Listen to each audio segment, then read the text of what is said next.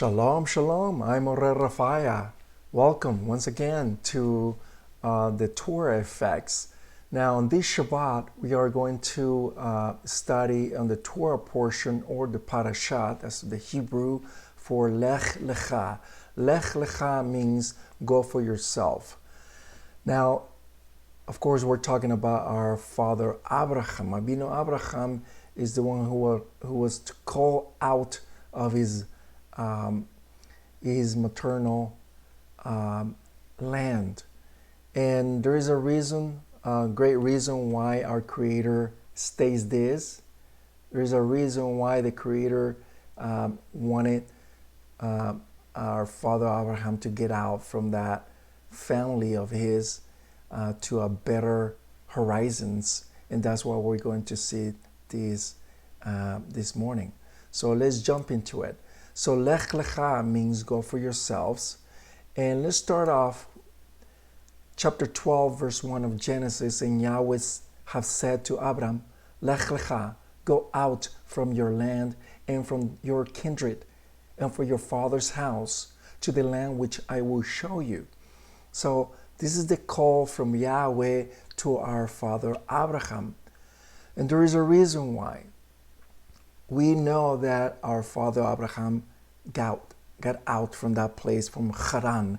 The word Haran, it means a place of fire. In other words, he was getting out from hell, in other words. A place that it wasn't very unpleasant to begin with, but it wasn't only him. It was 318 more people that he went out besides his wife, besides his servant Eliezer. So basically he got out with a whole lot of people. That caravan that he was going with, that's a whole lot of people. So let's change and let's see what other meaning of Lech Lecha means. Go out for your own good, which I happen to like this version of it, this meaning of it. And the reason why is because our Father Yahweh always wanted us to make changes for ourselves for better, not for worse. He always wants the best for us. So every time he wants us to move out or to make a change in our life, and there's a reason why, and the reason for it is so we can have a better way of life. Let me ask you something. Isn't it something that we always wanted to improve ourselves, whether it's our workplace, our livelihood, the way we live, if we live or not, with our family, brothers and sisters and so forth? Sometimes we just want to be in ourselves. Sometimes you don't have to be in that kind of situation, but sometimes it's a practice. For example, the mom is living with the son is living with the mom. Sometimes they have a different ideology, a different practice. It could be idolatry. It could be paganism in all kinds of ways. So in the case of our father Abraham, he knew his family wasn't that much of a follower of Yahweh. So therefore, our Creator says to him, you need to part ways. You need to go out into a better way to live. And that's what he did. But once again, he did not go by himself. Let's continue. Chapter 12, verse 2, and I will make you a great nation. I will bless you and make your name great, and you will be a blessing. The important things when we read the Torah, when we read the instruction of the Creator, is that our Father Yahweh is making that oath, and that oath is basically that he will make that happen. See, our Father Yahweh is not a man that he can lie. With everything that comes out of the mouth of Yahweh, when he makes these statements, that means it's going to happen. It's not going to happen probably tomorrow. In the case of our father Abraham, he had to wait 25 years to make a lot of things. Let's compare our lives. We can even wait 1 year. much more. We can even wait 10 years because we are already complaining. In the case of our father Abraham, he waited 25 years to make things happen. Let's continue. Genesis 12:3, and I will make bless those who bless you, and I curse those the ones despising you, and in you all families of the earth shall be blessed. See, there is something that we ought to consider, and that is that all the nations around the world are, in a way, are being blessed because of our father Abraham.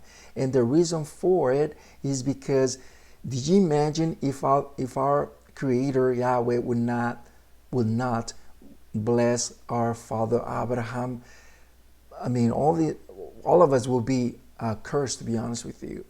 So, and let's make this division, make it clear that one thing is a blessing and one thing is a covenant. The covenant that Yahweh has made through Abraham, through Isaac, that's one thing. But the blessing is a different thing. So let's not combine them both together, because those are two different things. Let's continue. Let's look at the word, they will be blessed, and the word is v'nivechu becha. V'nivechu becha means there are two shoots that are to be grafted. My question to you, based upon the scriptures, about what you probably read or you've been reading all this time, what are those two shoots that needs to be grafted, or they will be grafting, or they are in the process of be grafted? Those are the two kingdoms, the northern and the southern, which is Ephraim, or the house of Israel, or the house of Judah, which is our brothers, our Jewish brothers. So this is very important, because the book of Romans, if you want to read it as a reference, chapter 11, Paul talks about that two shoots that need to be grafted into the wine, or to the fig tree, or to the olive tree, which is Judah and Ephraim, the northern and the southern kingdom. Who is the olive tree? Is basically our Mashiach, Yahushua. Let's look at another word.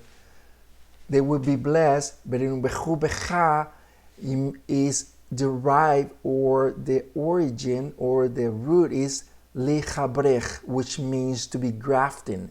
So basically what our Father Yahweh is telling, is basically endorsing this to Abraham, that in your seed, in your descendants, there will be a grafting. They will be grafted into you, into that descendants. And the reason for it is because, if you notice, and please write this down, Bereshit, Genesis chapter 15, remember that Yahweh made a covenant with our father Abraham. He said to him, and he instructed him to make sacrifices.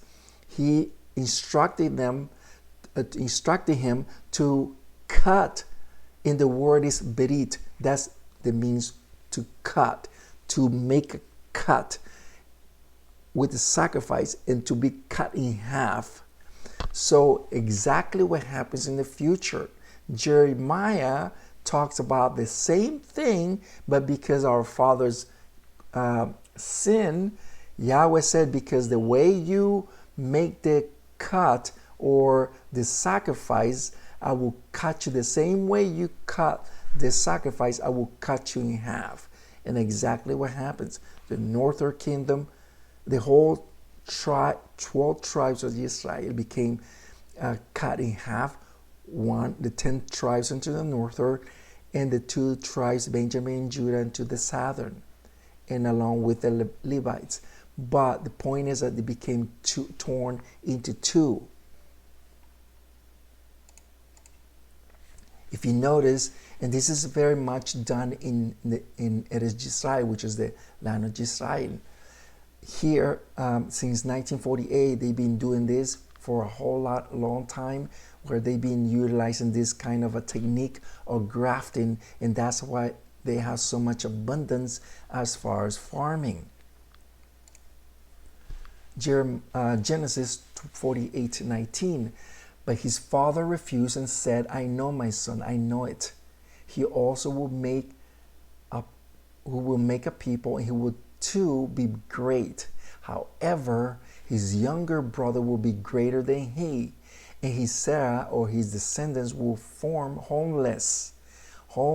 Wholeness means in Hebrew melo. Melo means the Torah understanding of the nations. So here in this verse is a reference for you to understand that the same promise that Yahweh gave our father Abraham, that his descendants will be great.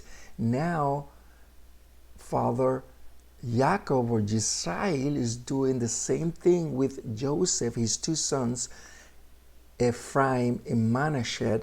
Remember that Ephraim happens to be the younger, Manasseh happens to be the older.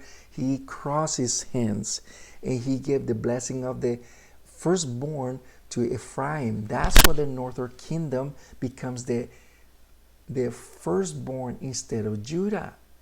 See, we tend to think that our Jewish brothers have the firstborn blessing, but the fact of the matter, according to the scriptures, Ephraim, the northern kingdom, we have the double portion. Double portion, if you want to write it down, is basically the double understanding. And you know why we have that? Is because of our Messiah. We have the advantage. We have the advantage to understand a lot of things that our Jewish brothers do not want to accept.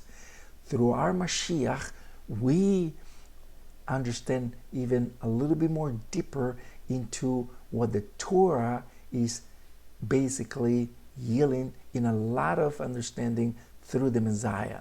So that's what we understand when we go back here. Yaakov is telling basically Joseph that his nation, that he will be a wholeness of Melo, which is Melo, which the Torah understanding. So do you think we're making this up? Let's go into the book of Romans. Look at what Shaul or Paul is talking about. The same thing we're talking about here. Romans 11:25. Remember that I was referring this verse, this chapter 11, about the olive tree to be grafted. The same chapter, verse 25 says, "Woe, brethren, I want you to understand this truth that Yahweh had before hidden." You see that? Now he has revealed. They will not be imagined that you not know more than you really do. It is the hardening which to such a degree has fallen upon Israel, and to the world of the nations the word is goyim, has entered into the whole, you see that? Melo, the Torah understanding, which is the time that we are living right now. Remember that we are living in the last generation, the last Jubilee. We are close to the return of the Mashiach. We have to take advantage of what we have right now. There is no time to waste. Our Mashiach will be returning very soon, and we need to take advantage of what he has over in the Torah and the prophets about how can we serve our Father Yahweh the best that we can. Genesis 12:5. Let's change a little different gear here. And Abraham took his wife Sarai and his brother's son Lot, and all the substance that they have gained, and all the persons who they had gotten in Haran, and they went out to go into the land of Canaan, or Canaan, and they came into the land of Canaan. Now, I want to give you a little backstory. Everything that our father Abraham had gotten in that place, Haran, was something that the Creator allowed him to do so by the understanding of Torah. So we have to understand why our father Abraham did this. And this is to promote the Torah back in those days. Remember that in the time that he's living that he lived was in the time of the Torah, the era of the Torah. Remember, there are 6,000 years, and they are split into three. 2,000 years of desolation, 2,000 years of Torah from Abraham to our Mashiach, and from Mashiach to until he returns is called the Messianic era. 2, 2, and 2, that's 6,000 years. In the time of Abraham, that's the era of Torah. That's what people understood how the Torah needed to be conveyed throughout generations. And that's what is called the oral Torah. Now the word that we see earlier, which is on blue, the persons they have gotten in Haran. Now this word is the word asu. Asu means to make, create, or also convert. So what they have converted in Haran were these people from early age unto grown-ups. So there were 318 not just converted people, but also warriors as well. Do you imagine 318 people that he had converted from early age, and they were believers? They were assumed exactly the way the Father Abraham have gotten from the very beginning, and they were the master was Avinu Abraham, and they were faithful to him all the way until death. Do you imagine that? Now let's continue. All these people that he gotten from the very beginning, from Haran, from that land, do you imagine the caravan that he was carrying all the way to Haran, from Haran to Canaan until he arrived? That's amazing. Now let's look into this version of it, which is in the Targum, which is the Aramaic version. And Abram took Sarah his wife and Lot his brother's son, and all the substance which they have acquired, and the sons which they have made converts in Haran. And they went out to the land of Canaan, and they came to the land of Canaan.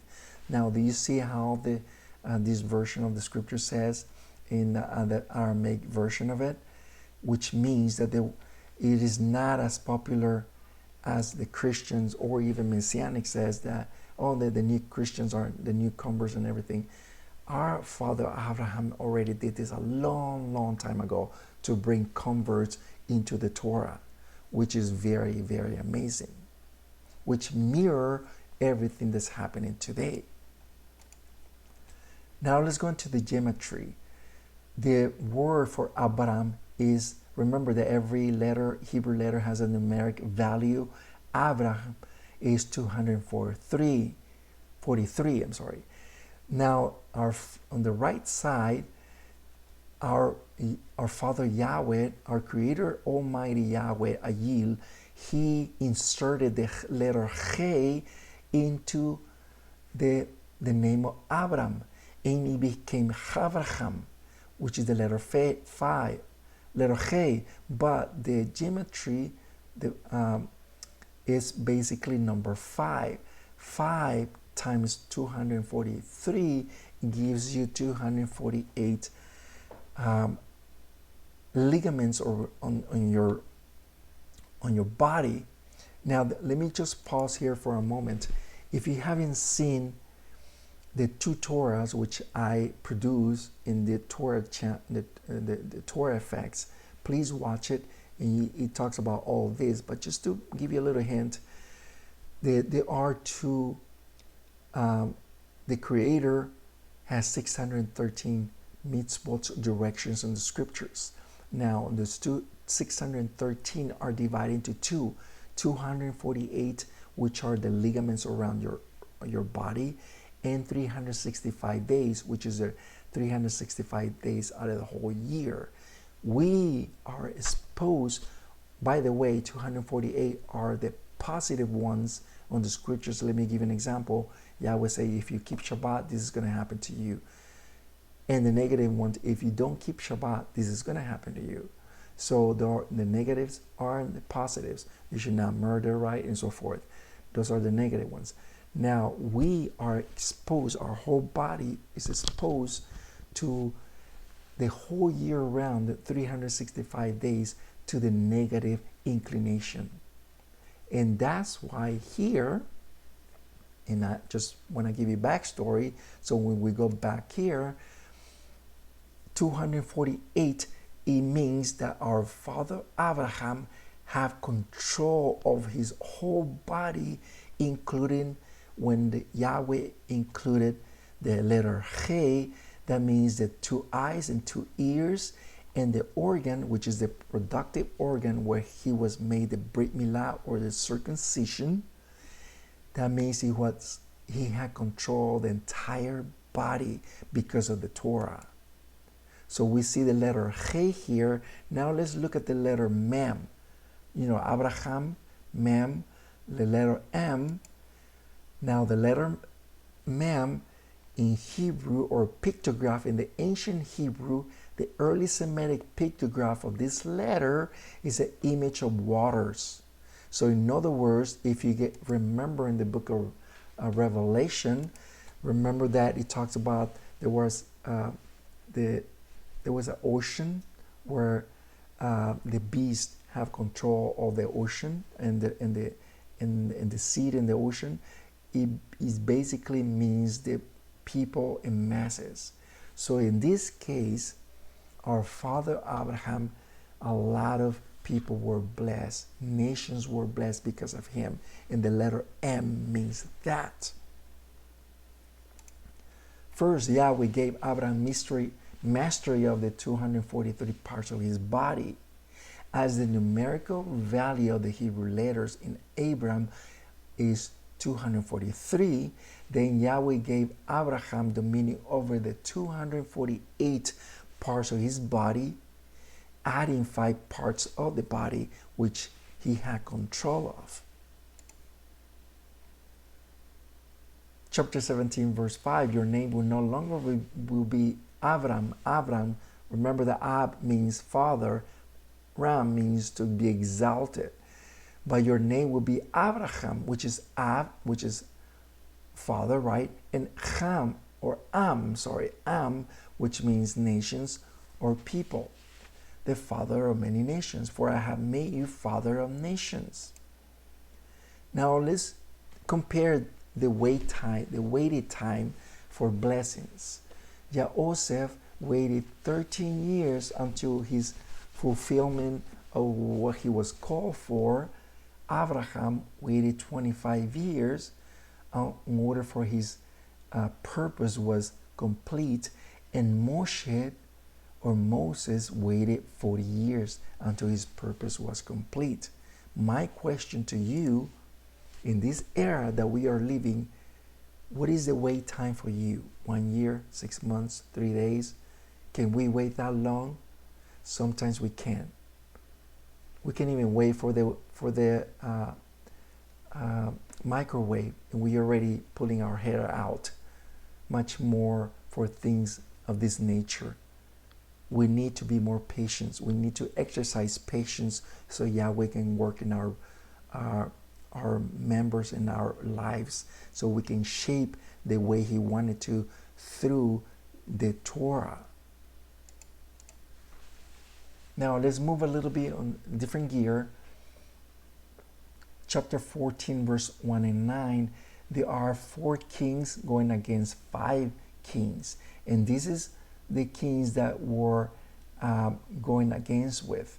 One of them happens to be this one, and now kind of like I want you to see this number 3 here, the Amraphel, which is the king of Shinar. He happens to be Nimrod. Remember that after the fall of the Tower of Babel, his dominion, his power went a little bit down because Yahweh made him lower in power. But before that, he was very powerful. But because Yahweh humbled him, he kind of became lower his power, and more kings arose after that. Now, if you notice here, there was a different conflicts and battles going one another. But the reason why I bring this up is because how our father Abraham got involved into here is because Lot, his nephew, went to live among them, among these people, and it happens to be Sodom and Gomorrah. Remember that Yahweh intended, hopefully we can study this next Torah portion, and why Yahweh had it destroyed this. It wasn't two cities. It was supposed to be 5 cities that he's supposed to destroy. After all, out of the 5 cities, 4 cities were destroyed and 1 was spared because of Lot. And that will be in the next Torah portion. But the point here is, I want you to understand this, that when when Abraham and Lot had a little situation, a little conflict, it wasn't even them, it was their servants. Shepherds were having conflict with one another. So Abraham made this decision to part ways with Lot. So you have to understand this, the point of origin on the point of direction is not the same thing as same here in the Western mind as the Middle Eastern mind. The Middle Eastern has always been like this. The east is the rising of the sun. That's the direction that you know where you're at. To your left is to the north, because in front of you is the east. That's where the rising of the sun. To your left is the north. To your right is the south. So when Abraham said to Lot, look, let's part ways. If I go left, which is the north, you go south. If I go to your right, to my right, which is the south, you go left, which is the north. He looked left, he looked right, and he saw both sides, and he just looked in front of him, and guess what? That was the east. That's where Sodom and Gomorrah was. And he chose what was in front of him, which is the commodity, what was green, what was more attractive, instead it was more convenient. But for him was more attractive, more comfortable. And it was the other way around. It was perversity. We'll see it next time, the next Shabbat, and we'll talk about that. We'll just give you a little glimpse. So let's move, and this is how our father Abraham got involved into this mess. It's just so you know, in the numeric value in geometry, Eleazar is the same number of 318. Now, I want you to see this. 14:14 of Genesis, when Abraham heard that Lot, his brother, had been taken captive, which happens to be his nephew, he numbered his servants who had been born in his house, 318. Happens to be Eleazar's number too in geometry. And he went to pursue as far as Dan. Now let's look into the Targum Jonathan, who happens to be the Aramaic version of it. And when Abraham heard of his brother had been taken captive, he armed his young men. He had been trained for war. Remember, they were warriors, they just knew Torah. They were converts, but they also were warriors as well. And he grew up with his house, but they didn't want to go with him. And look what happens. And he chose from among them Eleazar, the son of whom? Nimrod, who was equal in strength to the 318 and chased Dan. It's just a reference. I want you to understand that it's not just the 66 books of the Bible, quote unquote. There are more books that are very, very reliable. Even the book of Joshua, even the Second Kings and First of Kings talks about the book of Joshua, that talks about these stories that are very real.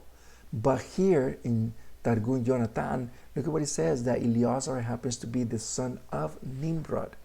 In another time, we'll talk about who was Nimrod and why he became great, in other words. That will be a different video for a different time. Let's continue.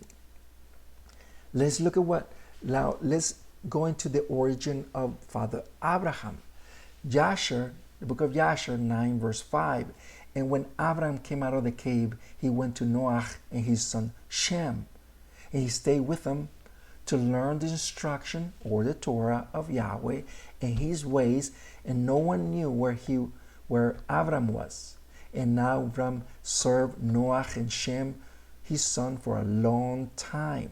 Now, I want you to understand why Abraham was in a cave. And the reason, and I want you to read from chapter 9 of Yasher all the way to chapter 9, 1 to 9. Read it and you'll find out, the beginning and everything. And when it comes to Abraham, Nahor, his dad, knew that King Nimrod was more powerful, but when he learned by the prophets, Nimrod's prophets, that Abraham was going to be very great and he was going to be kind of like a king, then he wanted to kill him. But Nahor hid him in a cave for a long time. Not a long time, but up to a certain point until danger has passed. And after that, he took him to Noah, his relative. So that's a backstory so you understand what I'm saying. So that's how he learned the Torah. That's how he knew there was a creator of the heavens and earth. Jasher 9:6, and Abraham was in Noah's house 39 years. And Abraham knew Yahweh from the age of 3 and followed Yahweh's way, or the Torah, unto the day of his death. And Noah and his son Shem had taught him. Now this is very important because once again, he was taught Torah from an early age. No wonder why he followed Torah. No wonder why he knew that there was a creator of heavens and earth. No wonder why he followed the ways of Torah until the day he died. But it's important to understand that the contemporary to that era was Noah and his son Shem. Remember that both last and lived for the length of livelihood was 950 years for Noah, and Shem it was 600 years. No wonder why they so many generations pass to be born and pass to be born and until they die, and they're still alive. It is incredible, but it's the truth. And that's after the flood. Now let's talk about a little bit about Melkizedek. Melkizedek is basically a title that was given to someone. In this case was Shem, the son of Noah. Remember, Melkizedek is a title of Kohanim. Kohanim is basically a priesthood. A priest that's supposed to know the ways of Yahweh, supposed to know what to do in situations, how to teach, okay, and how to serve Yahweh in the best possible way. And I want you to see this. So basically, Melkizedek is a title of order or kehunah. Kehunah means the priesthood. So when Abraham came and gave his spoils to Melkizedek, which happens to be Shem, guess what happens? He gave his 10th, which is a tithe. He gave it to him. He gave his spoils. And it's very important to understand that you remember that he brought wine and bread, and there is a reason why. Is because in that, remember, he's a priest. He's a Kohen Hagadol. So he needs to do a blessing of what he's doing or what he's done. When he gave all this to Melchizedek, it was a great thing because he received the blessing through Melchizedek, which is Shem. Now, let's break it down to who was Melchizedek. Melchizedek is a higher level. He has 3 titles. Melchizedek, which is a king, a Nevi, which is a prophet, and Kohen, which is a priest. Now, after, I'm talking about later, it was breaking down to 3. And the reason for it is because of the sin of our forefathers. This priesthood had to be split into three different seats. And the first one, let's go into Melech, or king, happens to be Judah.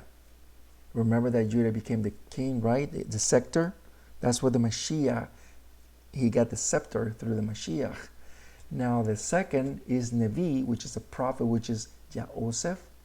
Remember that? He had dreams and so forth. He was a prophet. And also the Kohen, or the priest, is Levites. It was given to them. And it was split into 3. But originally it was Melchizedek had all 3 titles, which is a very high level. Chapter 7, verse 4 of the book of Hebrews, just think of how great this man was. Even the patriarch Abraham gave him 1/10 of his best of the spoils. Now, Father Abraham acknowledged him. He gave him the 10th, but also he knew who he was. He needed to acknowledge him because this was going to be passed on through another generation.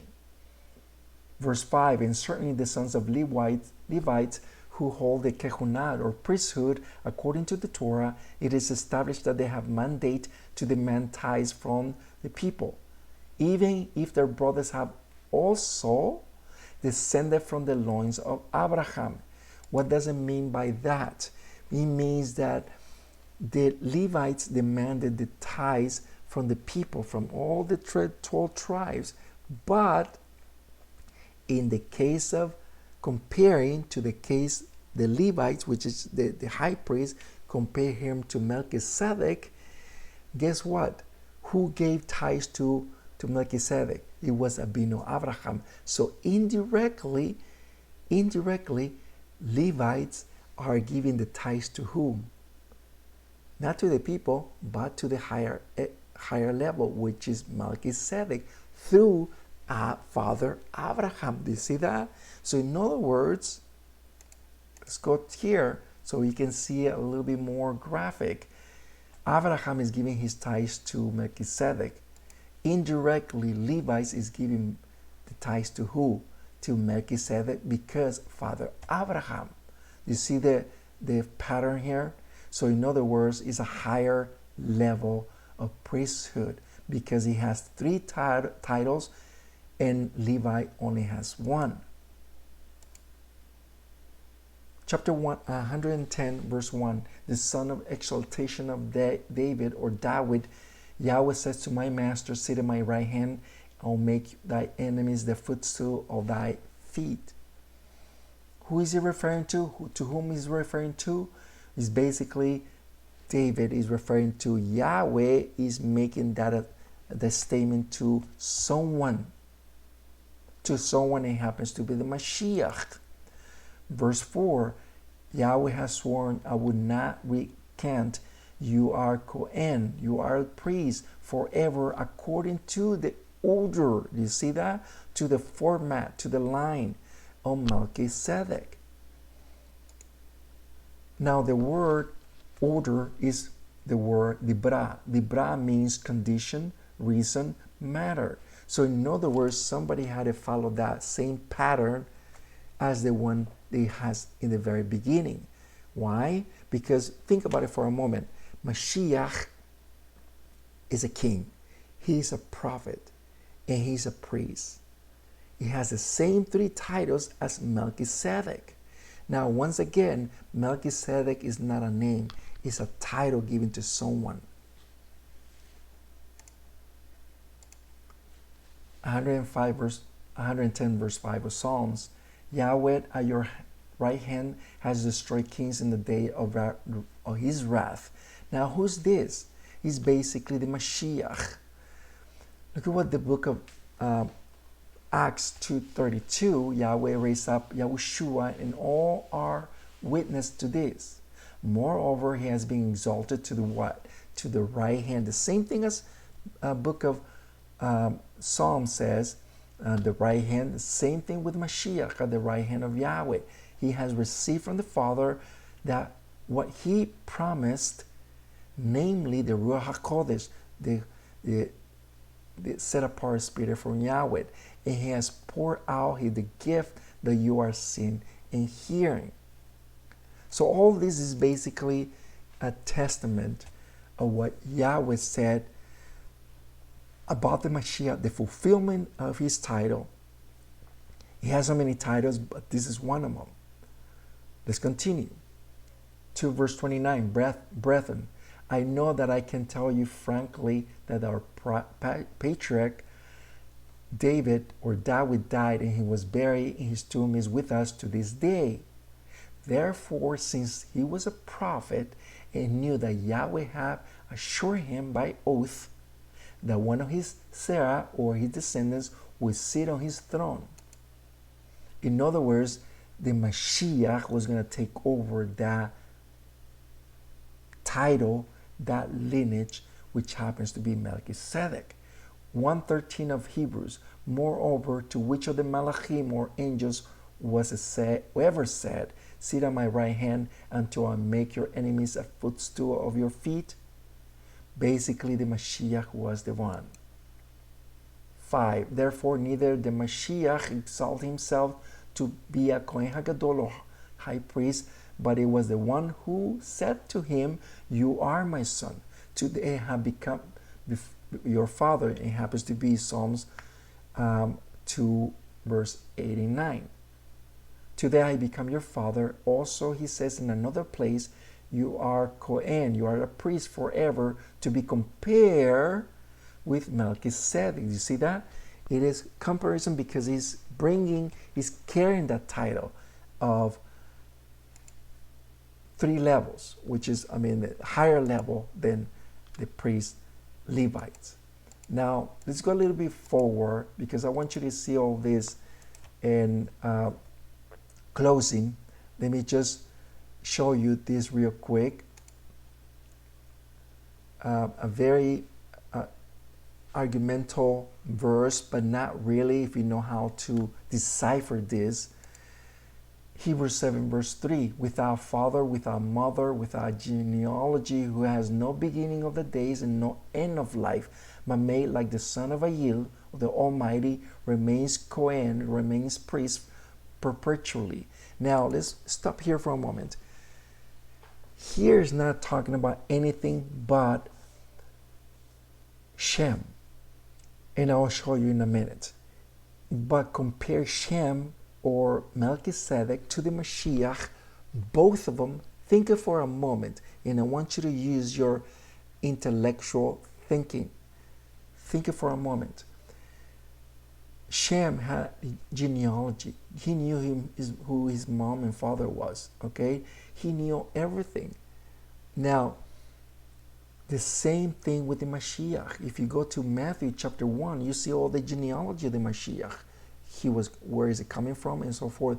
And the reason for it, think for a moment, in the first century, in order for him to become the Mashiach, our Jewish brothers at that time, the first century, they needed to check up, where is this guy coming from?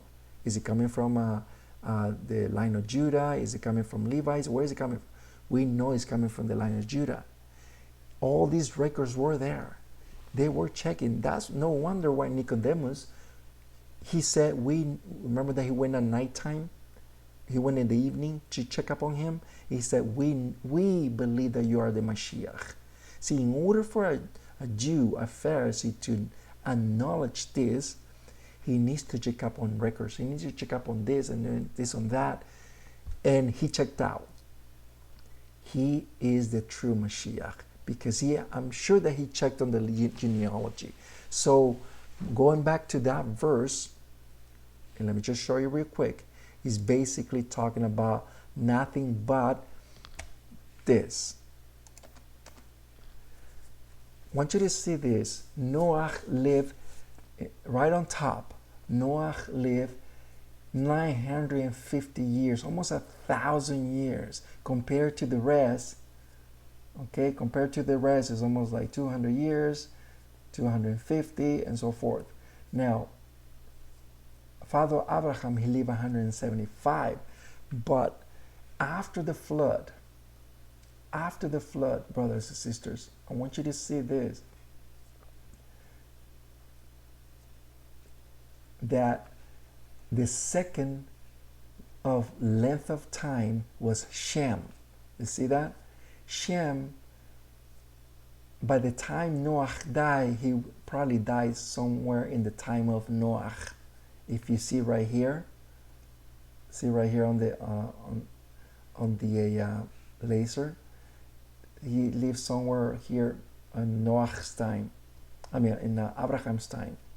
Of course, he saw him and so forth. He was brought. When he died in the same time of Abraham. But going to Shem, you see the length of time, six after the flood, he lived 500 years more, making him to 100 plus 500 is 600 years total. He saw 10 generations over here, brothers and sisters, 10 generations that were born, died, they saw their mom, they saw their dad, and so forth. You see that? No wonder why the scriptures, see, by the time Abraham was still, I mean, he died, Abraham died in our father Shem, Melkizedek, was still alive. Do you see that? So in other words, no wonder why he says no father, no mother, no genealogy, because he went through many generations that they were born and passed and so forth. No wonder why the scriptures talks about like this. Sometimes we need to pause and rethink many things, many possibilities in the scriptures. Closing, Lech Leha, go for yourself, is a calling for all of us. It's a calling for us to understand what Yahweh has called us for. And that is to understand what can we do in this very last era. What can we do? Can we do something about it? Can we do something for the Creator? Because we're living in the last Jubilee, in the last generation. Are we doing something for Yahweh? Are we doing something the Mashiach? Are we keeping His commandments? See, His commandments is not because we have to. It's because we love our Creator. We love our Mashiach. May the Creator bless you and keep you, and we'll see you next Shabbat if the Creator willing. I'm Moreh Rapha'Yah. If you haven't subscribed, please do so you can get more notifications or more productions. We are working on more video productions are coming very, very soon that are very, very, very excited. Hopefully the Creator will give us the strength and the knowledge to do all these projects. Thank you. Toda rabah. Shalom, shalom. For more content in production, please subscribe to our channel and give us a like. Thank you. We'll begin.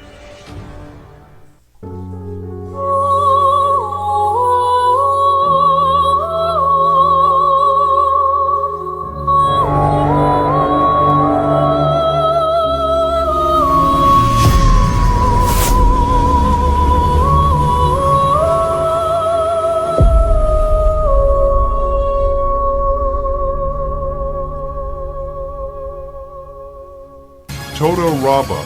If you like this video, please give us a like and subscribe to our channel. There's more content in production. Thank you.